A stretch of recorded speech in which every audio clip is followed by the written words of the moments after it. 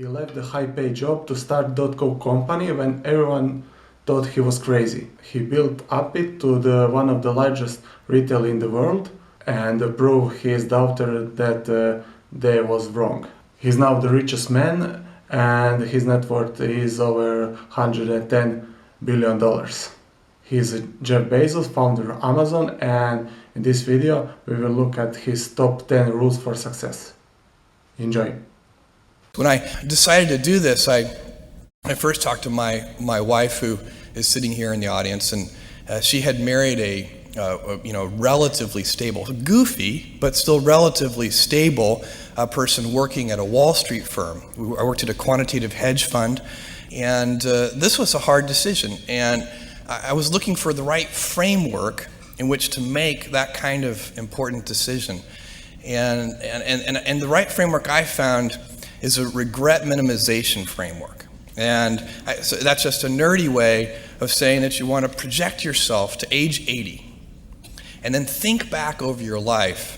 And if you're 80, what are you want to minimize the number of regrets you have throughout that period of time. I think this is something a lot of people do, maybe subconsciously. Very few people probably name it regret minimization framework because most people are healthier than that.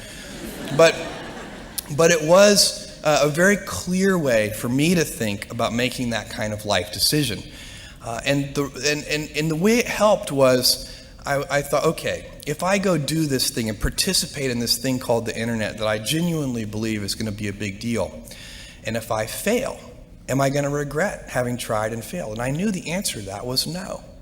But I also knew that if I didn't try, that I would always regret that. I would always wonder, and it would haunt me until that mythical day, which I actually hope will come. Many kids and many grown-ups do figure out over time what their passions are. And sometimes we let I don't think it's that hard. I think what happens though sometimes is that we let our intellectual selves overrule those passions. And so that's what needs to be guarded against. I'm going to put the vast majority of my energy, attention, and dollars into building a great product or service and put a smaller amount into shouting about it, marketing it. Because I know if I build a great product or service, my customers will tell each other. You have to mix in some patience with that. Almost 7 years ago now, I started this most incredible journey called Amazon.com. Actually, at that time, it wasn't even called Amazon.com. It was called Cadabra Inc., as in abracadabra. That was the original name of the company. And I had phoned a lawyer on the way to Seattle from a cell phone. And he said, well, to incorporate the company? He said, what do you want the company to be called? And I said, Cadabra. And he said, Cadaver? And I knew that was a bad name. We changed it a few months later. What we have always wanted to do is raise the standard for what it means to be customer-centric to such a degree that other organizations, whether they be other companies or whether they be hospitals or government agencies, whatever the organization is, they should look at Amazon as a role model and say, how can we be as customer-centric as Amazon? Even competitors, I imagine, right?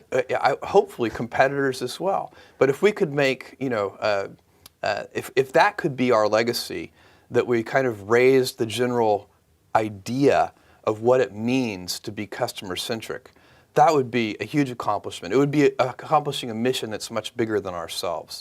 We know customers like low prices, we know customers like big selection, and we know that customers like fast delivery. And those things are going to be true 10 years from now. They're going to be true 20 years from now. So we can count on those things and we can put energy into them. We know customers like their products fast, and so we work on things that we know customers like. What has worked at Amazon is focusing on the customer, putting the customer first, which is easy to say but difficult to do. If you really are customer-centric, it's like being the host of a party. You're holding the party for your guests. Sometimes the host of the party is holding the party for the host of the party. And that leads to a different kind of party. My advice would be the same for any kind of entrepreneur, and that is make sure that you are focused on something you're passionate about. So if you look at the early internet companies, they were started and focused on doing something that they thought was very interesting long before the internet was fashionable in any way. We are currently an underdog once again. We've been in business for 6 years, and there was exactly 1 year where we were not the underdog, and that was 1999.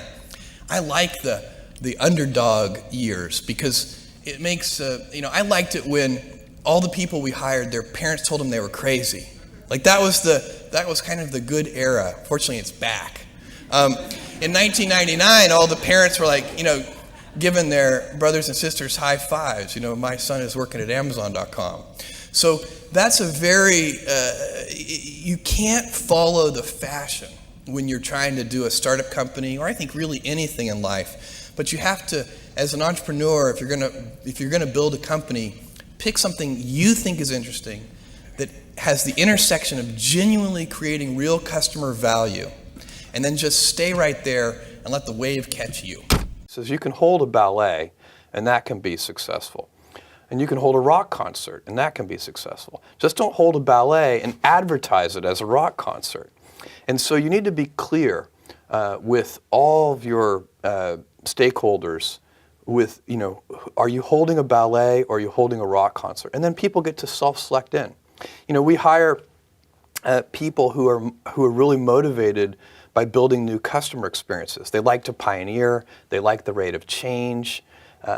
They wake up in the shower motivated by thinking about customers. And occasionally somebody joins Amazon who their primary motivation comes from thinking about competition or competitors. And those people can find Amazon a little dull. Again, it's not about right or wrong. It's just that different people are motivated by different things. And what happens with corporate cultures is that over time, people collect themselves in a way where they like that culture, and then it becomes self-sustaining. One of the things you've done so well at Amazon is you've undercut all of your rivals by keeping the prices low. Does that same strategy apply to tablets? Yes, our approach is premium products at non-premium prices. So we sell the hardware at break even. So we don't try to make any money when we sell this hardware. And we hope to make money when people use the devices, not when they buy the devices. And so that's a very different approach from most companies. Most companies are building quite a bit of profit into the sale of these devices. Whatever it is that you want to do, there's going to be risk in your life. And risk is a necessary component of progress.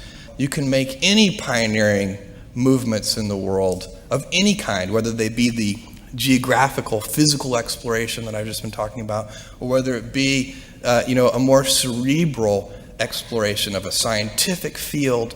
Or I bet you could ask that question of every speaker here, and I bet that every speaker here has taken substantial risks, whether it be intellectual or otherwise, to achieve what they've done. Hello subscriber, welcome back. This was Top 10 Rules of Jeff Bezos. Leave the comment below if you find value in this video. Also give me one big smash on the like button and subscribe to this channel.